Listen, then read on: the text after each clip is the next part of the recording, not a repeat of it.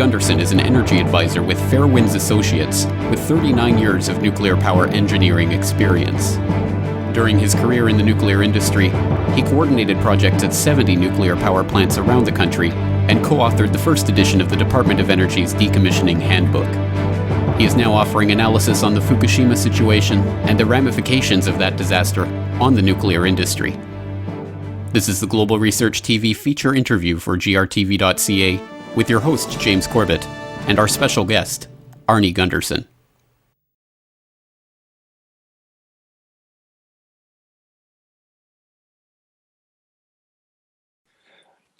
I think that's really important. In Japan, it seems to me like the priority of TEPCO was TEPCO first, the government of Japan second, and the people of Japan third.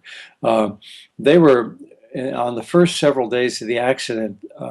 I think in the back of senior management's minds, they were still planning on starting these units back up, and hence the argument over whether or not to put salt water in. I think the plant manager clearly understood that the situation was out of control. He had lost the unit and he needed to put salt water in.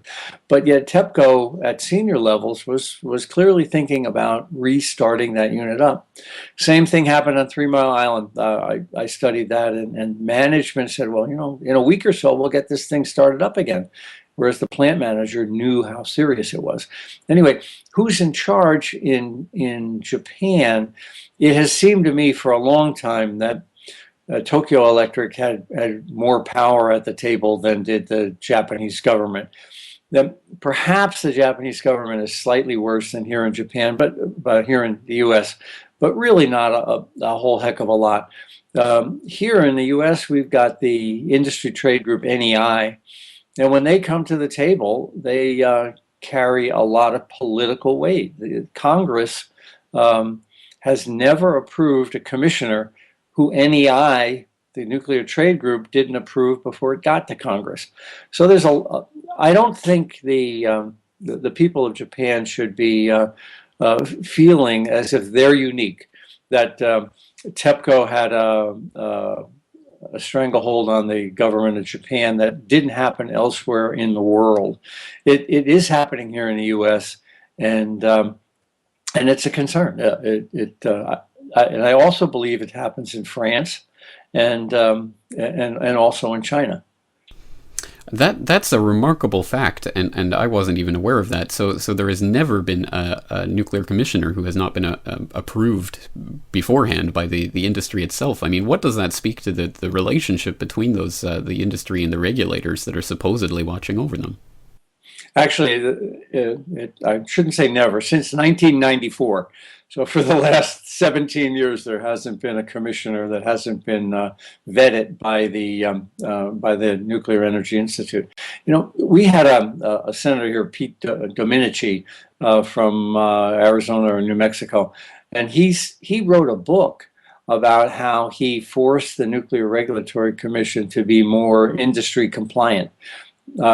He met with the head of the the chairman of the Nuclear Regulatory Commission, and it was a woman at the time, and she said that Shirley Jackson, and she said that he forced her to speed up licensing because he threatened to cut the budget and in half.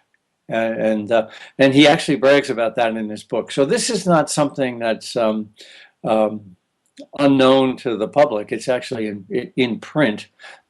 We've also seen it recently. There's a Commissioner Merrifield who, while he was a commissioner, his time on the commission was winding down.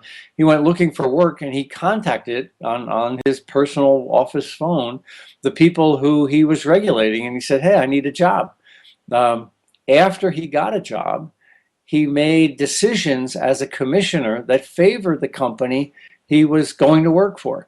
So this is not a situation unique to Japan. This is a situation that's global. Barry Commoner had an expression years and years ago, back in the 60s or early 70s, and he used the term a nuclear priesthood. And it has become that, the people that run these reactors seem to think that the public has no opinion that's reasonable in the long-term decisions about nuclear safety. And when they don't get their way with the regulator, they run over to Congress and apply pressure. And the same thing was true at TEPCO. Well, I suppose that isn't really surprising for a public that has long become used to the revolving doors in so many aspects of the government, from the former Treasury Secretary being Goldman Sachs and all sorts of revolving doors, Monsanto and other such things. But it's very particularly worrying when it's dealing with something as sensitive as nuclear safety. And that raises the question, I guess the twin questions of how this has come to pass in the first place, and then what can actually be done about this relationship. Wow. I think there's a book there. If you go back to how it began, clearly this all started because of the weapons program, and we had a technology in place, gaseous diffusion for enrichment, that had other applications. So it went into the nuclear navy, and then from the nuclear navy it went into commercial power plants. There were other decisions that could have been made back in the 1950s and 1960s that might have resulted in a safer nuclear power plant. But it wouldn't have been a uranium-based, enriched uranium plant like we have in Japan or that we have in the United States. But the decision to go with the type of plant we have was driven because to build our weapons, we needed the gaseous diffusion enrichment plants. So we are where we are. The plants are the plants are good. This issue of decay heat, when the uranium atom splits, these pieces remain highly radioactive. That issue would not have been as significant had the industry done other alternatives years ago. Now, I think to answer your question succinctly, it boils down to money. Wall Street in the US is not funding new nukes because they're way too expensive and we're relying on taxpayer guarantees. And an event like Fukushima pushes up that threshold even higher. I think it's not about being pro-nuke or anti-nuke. It's about, does the money make sense? And when you properly look at the risks and the financial risks, I think that more and more boards of directors are going to make the decision that there's got to be another alternative out there rather than to build a new nuclear plant. Well, I think you're right. It's certainly going to become an economic decision, and we've seen signs of that already. For example, Sellafield in Britain is apparently stopping its MOX production because the Japanese demand just isn't going to be there in the wake of Fukushima. How else do you think Fukushima is going to play out in the near term, and then in the long term? I mean, do you think there is room left for a nuclear industry, or will it wither away as the economics of it makes it basically unfeasible? I hope that the Japanese physicians accurately measure and monitor and report the health effects that will occur after Fukushima. I firmly believe that there'll be, over the next 20 years, 1 million additional cancers in Japan as a result of the Fukushima incident. Now, whether or not that gets properly recorded is personally my biggest concern, because I think government pressures will want to downplay that, and industry pressures will want to downplay that. We saw that at 3 Mile Island. We saw that at Chernobyl. The difference here is that we do have the internet now, which we didn't have 30 years ago when those accidents occur. So I think as that information gets out over the next 5 years, there would be an increase in thyroid and lung cancers, and out at about 10 years, you begin to see the organ cancers. As that information gets out, I believe that that'll factor into decisions on new nukes on an emotional level. But the industry has already acknowledged in trade magazines that they're expecting a 10 to 20% increase in cost. Now, here in the States, an old nuke, that one that's been running now for years, has at most cost $1 billion, and Vermont Yankee cost a couple $100 million. And now that same nuclear plant is costing $20 billion.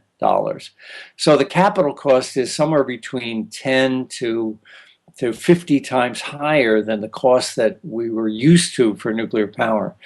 So the argument that nuclear power is cheap may have held true for these 440 plants that are operating, but it doesn't hold true for the new plants.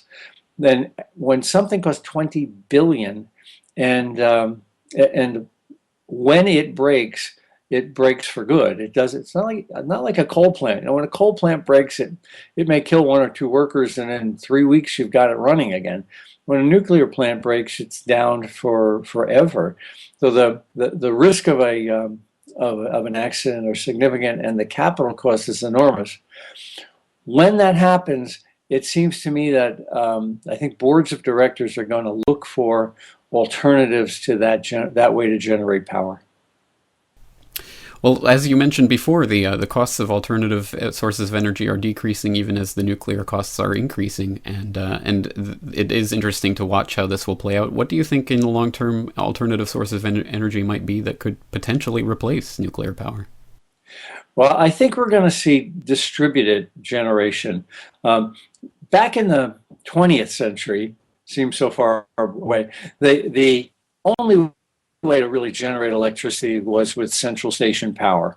So we had larger and larger central station powers connected by transmission lines. The computers allowed us to go with distributed generation and smart grids. For instance, if you have a wind and you have a country as large as Japan, the wind may not be blowing in one area, but it's blowing somewhere else. And years ago, back when nuclear plants were made, there was no vehicle to transfer that power easily.